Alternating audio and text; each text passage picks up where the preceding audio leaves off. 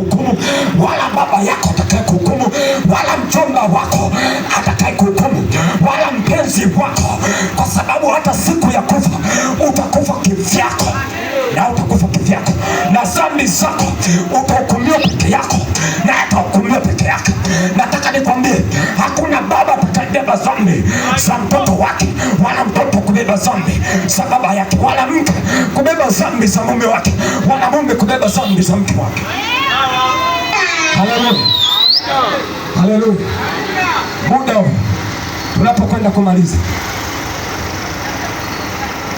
nasema nimeyasikia maneno,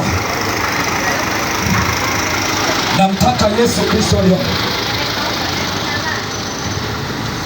maana Biblia inasema katika kitabu cha Warumi 6:23, kwa maana mshahara wa dhambi ni mauti, bali karama ya Mungu ni uzima.